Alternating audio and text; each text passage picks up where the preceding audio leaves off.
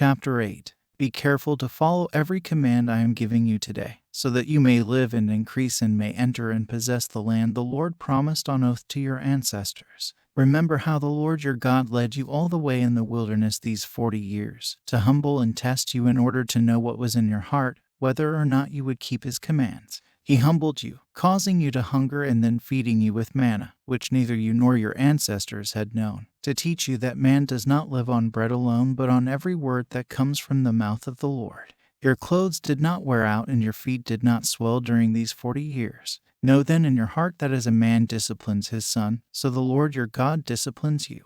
Observe the commands of the Lord your God, walking in obedience to him and revering him. For the Lord your God is bringing you into a good land, a land with brooks, streams, and deep springs gushing out into the valleys and hills, a land with wheat and barley, vines and fig trees, pomegranates, olive oil and honey, a land where bread will not be scarce and you will lack nothing, a land where the rocks are iron and you can dig copper out of the hills. When you have eaten and are satisfied, praise the Lord your God for the good land he has given you. Be careful that you do not forget the Lord your God, failing to observe his commands, his laws, and his decrees that I am giving you this day. Otherwise, when you eat and are satisfied, when you build fine houses and settle down, and when your herds and flocks grow large and your silver and gold increase and all you have is multiplied, then your heart will become proud and you will forget the Lord your God, who brought you out of Egypt, out of the land of slavery. He led you through the vast and dreadful wilderness, that thirsty and waterless land, with its venomous snakes and scorpion. He brought you water out of hard rock. He gave you manna to eat in the wilderness, something your ancestors had never known, to humble and test you so that in the end it might go well with you. You may say to yourself, my power and the strength of my hands have produced this wealth for me. But remember the Lord your God, for it is he who gives you the ability to produce wealth, and so confirms his covenant, which he swore to your ancestors, as it is today. If you ever forget the Lord your God and follow other gods and worship and bow down to them, I testify against you today that you will surely be destroyed. Like the nations the Lord destroyed before you, so you will be destroyed for not obeying the Lord your God. Chapter 9. Hear, Israel, you are now about to cross the Jordan to go in and dispossess nations greater and stronger than you, with large cities that have walls up to the sky. The people are strong and tall, Anakites. You know about them and have heard it said, who can stand up against the Anakites? But be assured today that the Lord your God is the one who goes across ahead of you like a devouring fire. He will destroy them, he will subdue them before you, and you will drive them out and annihilate them quickly, as the Lord has promised you. After the Lord your God has driven them out before you, do not say to yourself, the Lord has brought me here to take possession of this land because of my righteousness. No, it is on account of the wickedness of these nations that the Lord is going to drive them out before you. It is not because of your righteousness or your integrity that you are going in to take possession of their land, but on account of the wickedness of these nations. The Lord your God will drive them out before you, to accomplish what he swore to your fathers, to Abraham, Isaac, and Jacob.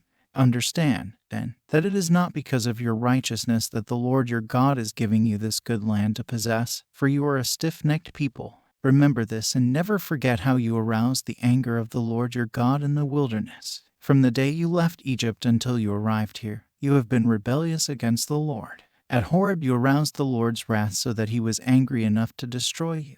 When I went up on the mountain to receive the tablets of stone, the tablets of the covenant that the Lord had made with you, I stayed on the mountain 40 days and 40 nights. I ate no bread and drank no water. The Lord gave me 2 stone tablets inscribed by the finger of God. On them were all the commandments the Lord proclaimed to you on the mountain out of the fire, on the day of the assembly.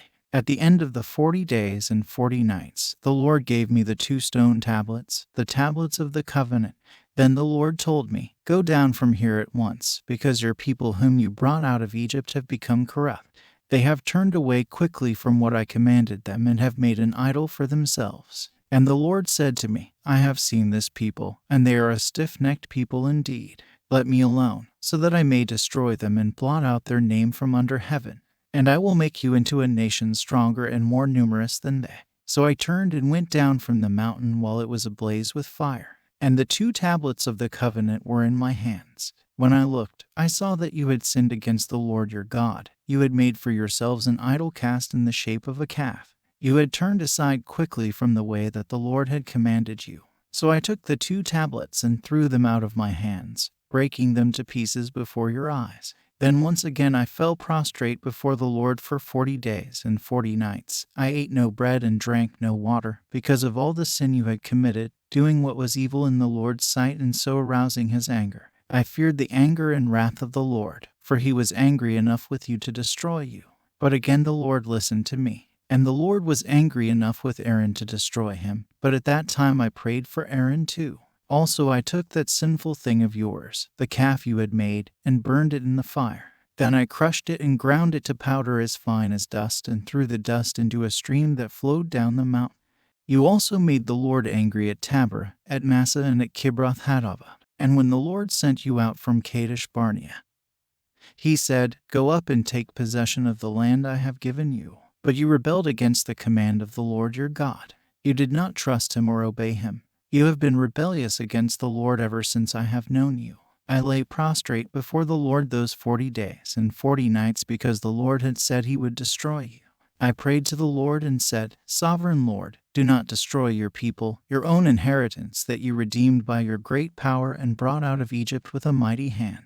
Remember your servants Abraham, Isaac, and Jacob. Overlook the stubbornness of this people, their wickedness and their sin. Otherwise, the country from which you brought us will say, because the Lord was not able to take them into the land he had promised them, and because he hated them, he brought them out to put them to death in the wilderness. But they are your people, your inheritance that you brought out by your great power and your outstretched arm.